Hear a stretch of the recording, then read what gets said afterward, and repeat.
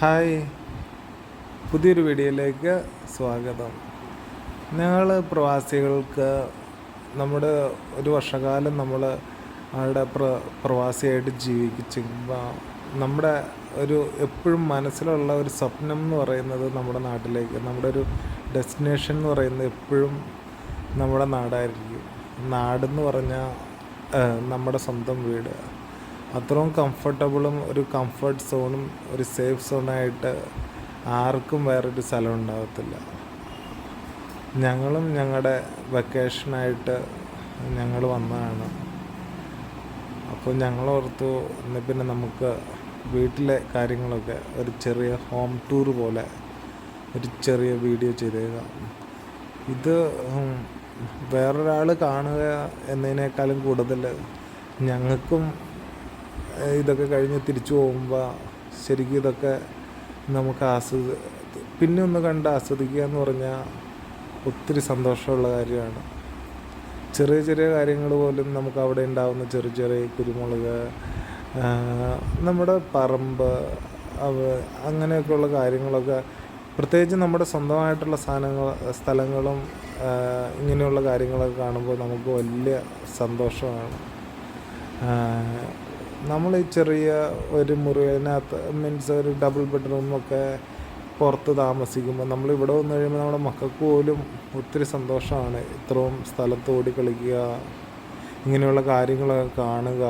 ആദ്യമൊക്കെ അവർക്ക് മണ്ണിലേക്കൊക്കെ ചവിട്ടാൻ ബുദ്ധിമുട്ടാണെങ്കിൽ പോലും പിന്നെ അവർക്ക് വലിയ സന്തോഷമാണ് ഇത്ര സ്ഥലത്തൊക്കെ ഓടിക്കളിക്കുക എന്നൊക്കെയുള്ള കാര്യം.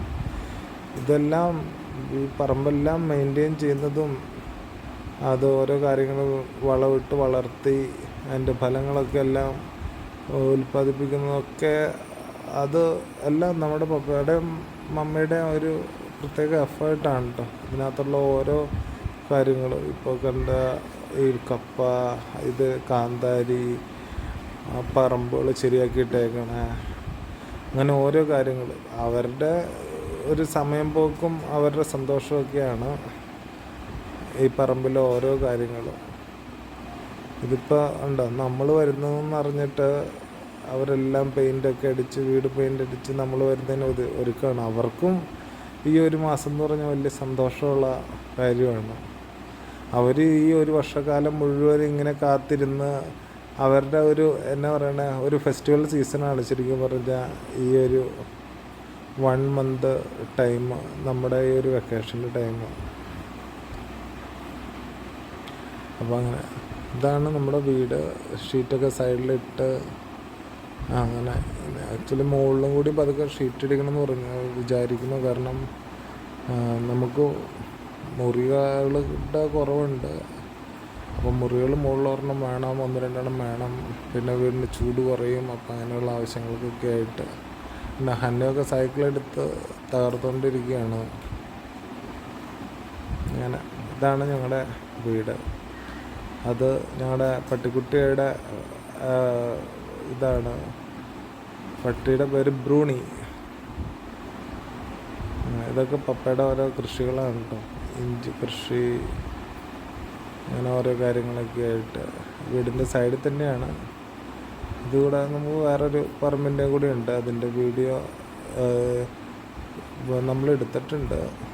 അത് കുറച്ച് നേരം കഴിഞ്ഞ് കഴിയുമ്പോൾ അത് നമ്മൾ കാണിച്ചു തരുന്നതാണ്. അതൊക്കെ വീടിൻ്റെ സൈഡിലുള്ളതാണ്. കുരുമുളക് കയറ്റി വിട്ടേക്കുകയാണ്. നമ്മുടെ കവുങ്ങിനകത്തൊക്കെ കുരുമുളക് ഇതുണ്ട്. ഇത് പുറകെ മാവിനകത്ത് കുരുമുളക് കയറ്റി വിട്ടേക്കണു.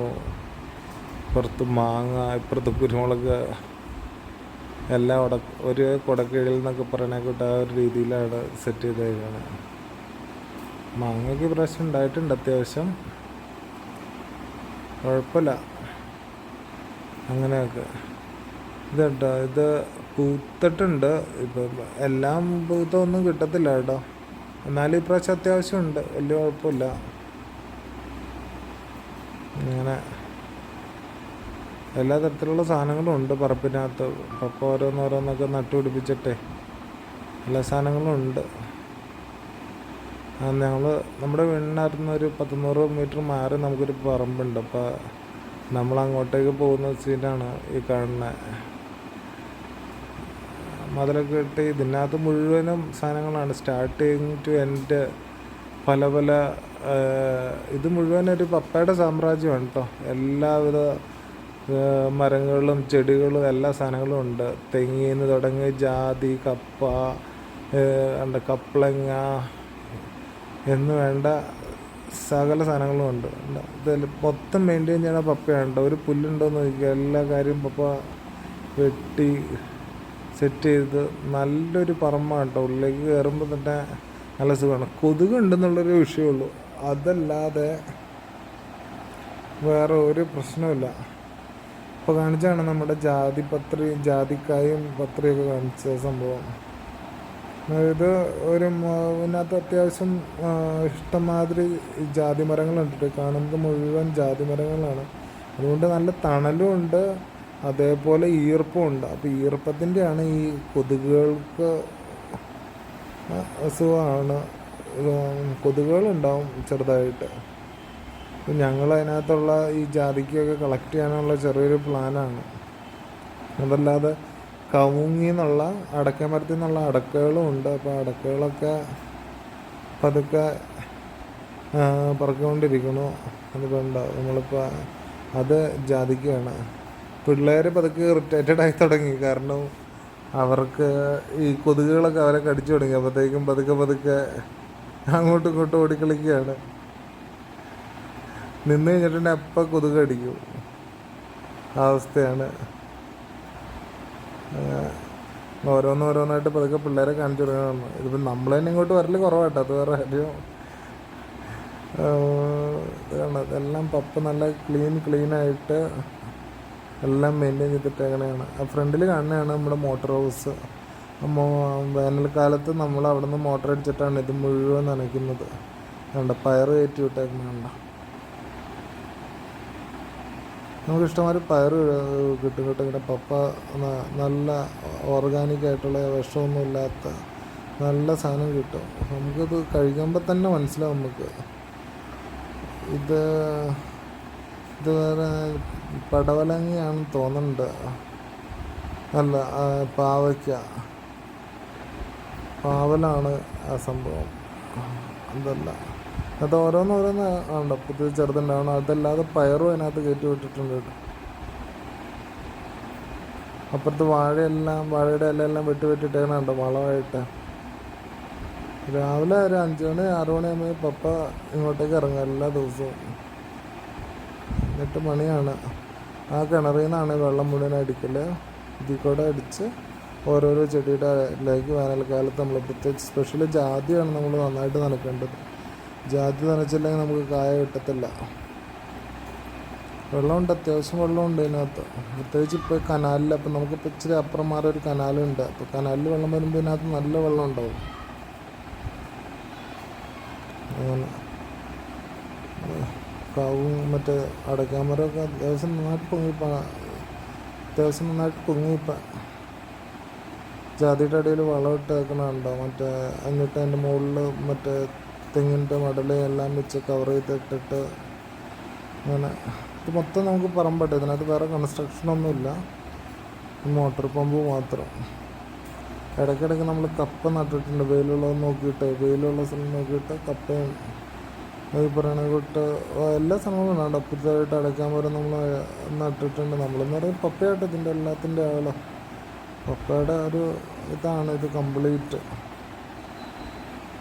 നമുക്കൊരു 10-60 സെൻറ്റ് സ്ഥലമുണ്ട് ഇവിടെ.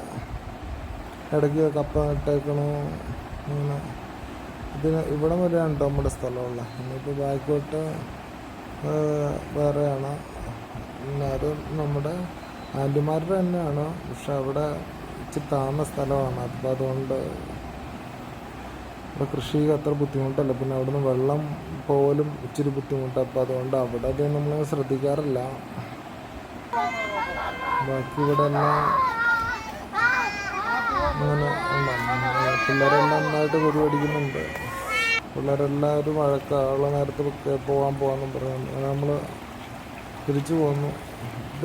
വെള്ളത്തിൻ്റെ കാര്യം പറഞ്ഞില്ലായിരുന്നു. നമ്മൾ നേരത്തെ കനാലിൽ നിന്ന് ചെറിയ ഇങ്ങനെ കാട പോലെ വെട്ടിയിട്ട് അതിൽ കൂടെ വെള്ളം ഇങ്ങനെ പറമ്പിലേക്ക് വെള്ളം വരും കേട്ടോ. അങ്ങനൊരു സംവിധാനം PWD റെഡിയാക്കുന്നതാണ്. അവിടുത്തെ കൃഷിയും കാര്യങ്ങളൊക്കെ സംരക്ഷിക്കാനായിട്ട് എല്ലാ വീട്ടിൻ്റെ സൈഡിലേക്കും ഇതേ കൂട്ട് ഓട വെട്ടിയിട്ടുണ്ട്. അങ്ങനെ ഓട അങ്ങനെ ജലസേചനത്തിനൊക്കെ ആയിട്ട് യൂസ് ചെയ്യുന്നുണ്ട്.